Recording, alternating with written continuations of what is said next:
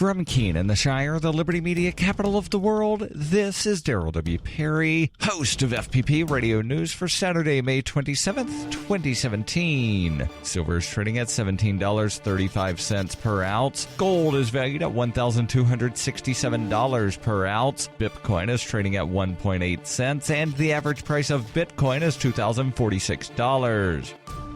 Antiwar.com reports the civilian death toll of U.S. airstrikes in and around the eastern Syrian town of Mayadeen continues to mount precipitously, with the most recent figures out of the Syrian Observatory for Human Rights confirming over 100 civilians killed on Friday alone. That does not include the 35 civilians killed on Thursday. The Pentagon finally confirmed that they had carried out 2 days of airstrikes against Mayadeen, but that they had yet to assess the results. Reports from the area suggest more or less everyone killed was a civilian, including more than 40 children. The most recent targets have centered around the town's municipal government building, where large numbers of civilians, mostly family members of fighters of the Islamic State, had sought refuge. Indications are that around 80 of the 100 killed in the most recent strikes were family members of the Islamic State fighters. It's unclear why Mayadeen specifically had become the target in the last few days, as most U.S. airstrikes are meant to assist the advances of Kurdish fighters around Raqqa, and while the town is indeed not very far from Raqqa, there is no indication that the Kurds are advancing anywhere near that area.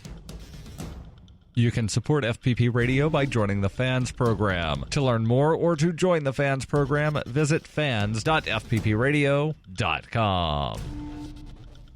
UPI reports a federal judge in New York City assessed a $247 million penalty against UPS for illegally shipping cigarettes. Federal District Court Judge Catherine B. Forrest said in a 218-page decision on Thursday that the practice of shipping hundreds of thousands of cartons of untaxed cigarettes between Indian reservations, unlicensed dealers, and customers in private residences in New York State cost the state of New York and New York City millions of dollars in taxes. Forrest said that UPS also violated a 2005 agreement with the state in which the shipping company agreed not to deliver cigarettes to unlicensed recipients. The ruling in the lawsuit, filed in 2015, awards $165.8 million to New York State and $81.2 million to New York City. UPS said it would appeal the decision. New York State Attorney General Eric Schneiderman, who has made the health effects of cigarette smoking a target, said in court testimony in September that the UPS's actions disproportionately attracted young people to cigarette smoking by lowering costs and weakened the state's anti-smoking efforts. UPS lawyer Carrie Cohen argued in court that the city and state mistook cartons of little cigars for cigarettes, adding that the company is in full compliance with the law. After hearing the judge's decision, Cohen said the award was a ridiculously high number. Forrest said a very significant award was necessary because of the dangers of smoking, and that the court is convinced that modest penalties would not make a significant corporate impact on UPS.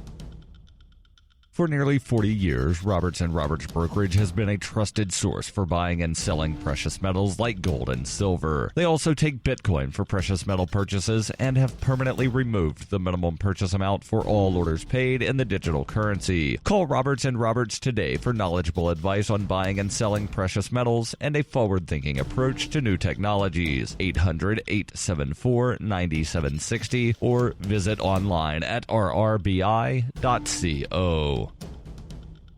Reuters reports a federal judge on Friday tossed out life prison terms for one of the two men convicted in a deadly Washington, D.C. area shooting spree, saying he must be resentenced in light of a U.S. Supreme Court ruling. Lee Boyd Malvo was one of the two men found guilty in a series of sniper shootings in the fall of 2002 that killed 10 people, wounded 3, and left residents of Washington, D.C. suburbs traumatized. His co-defendant, John Allen Muhammad, was sentenced to death and executed in 2009. Malvo, who was 17 at the time of the shooting, was sentenced to life in prison without the possibility of parole. In 2012, the U.S. Supreme Court ruled such sentences were unconstitutional for juveniles and later found that the rulings should be applied retroactively. U.S. District Judge Raymond Jackson cited the Supreme Court decision in ordering that Malvo be resentenced. The ruling does not affect Malvo's convictions or the 6 life sentences he was given in Maryland, although his attorneys will be appealing those as well. In the years following his conviction, Malvo said he was sexually abused by John Allen Muhammad from the age of 15 until the time they embarked on the shooting spree from inside a blue Chevy Caprice.